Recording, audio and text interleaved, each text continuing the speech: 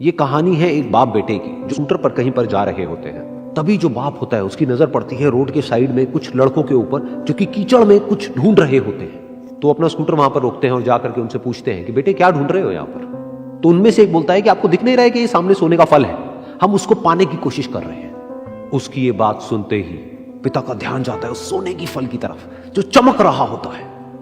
फिर उनके माइंड में कुछ इमेजिनेशंस बनने लग जाती हैं कि काश ये जो फल है ये मेरे बेटे के पास में आ जाए तो ना सिर्फ उसकी बल्कि मेरी भी जिंदगी बदल जाएगी।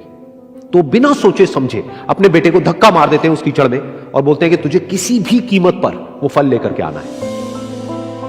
लेकिन बेटे को वो फल नहीं चाहिए होता है, उसके अपने कुछ और ही सपने होते हैं। वो बहुत कोशिश करता है अपने पिता को ये समझाने की कि मेरी खुशी इस फल में नहीं है, मेरी खुशी कहीं और है, मेरे सपने कुछ और है। लेकिन उसके पिता उसकी एक नहीं सुनते हैं। वो उसको धक्का मारते हैं उस कीचड़ में और बोलते हैं कि मैं तुझसे पूछ नहीं रहा हूं, तुझे बता रहा हूं कि तुझे वो लेकर के आना है। तो वो बेटा भी अपने बाप के सपने को सच करने के लिए अपनी पूरी जान लगा देता है और पूरी कोशिश करता है कि किसी तरीके से उस सोने का फल उसके हाथ में आ जाए। लेकिन जैसे जैसे वो हाथ पैर मारता है उस फल को पकड़ने के लिए वो और नीचे धंसने लग जाता है और फिर जाकर के उसको समझ आता है कि ये कीचड़ नहीं है, ये दलदल है। वो चीखता है, चिल्लाता है, अपने पिता को आवाज लगाता है, लेकिन उसके पिता उसकी एक नहीं सुनते। बोलते हैं कि बहाने मत बना, और भी लोग हैं वहां पर जो कर रहे हैं, तो जब वो कर सकते हैं तो तू क्यों नहीं कर सकता। तो एक बार वो फिर से कोशिश करता है और अपनी पूरी जान लगा देता है, लेकिन उसके बाद भी उसके हाथ में कुछ नहीं आता है और वो धीरे धीरे नीचे धंसता चला जाता है और मर जाता है। तब जाकर के उसके पिता को एहसास होता है कि उससे कितनी बड़ी गलती हो गई।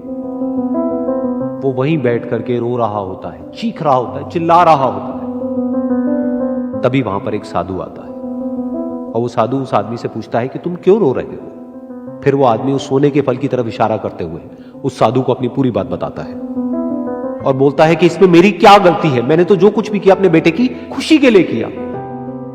तो वो साधु उस फल को ध्यान से देखता है और उस आदमी को कहता है, जिस सोने के फल की वजह से तुमने अपने बेटे को गवा दिया, कम से कम एक बार ध्यान से उसकी तरफ देखा तो होता कि वहां पर कोई फल है भी या नहीं। ये सुन करके उस आदमी को गुस्सा आया और उसने कहा कि सामने तो दिख रहा है फल, आपको नहीं दिख रहा क्या। तब वो साधु उस कीचड़ के ऊपर एक पेड़ होता है जिसकी तरफ इशारा करते हैं और बोलते हैं कि वो जिसे तुम देख रहे हो वो उस फल की परछाई है, असली फल वहां पर उस पेड़ के ऊपर है।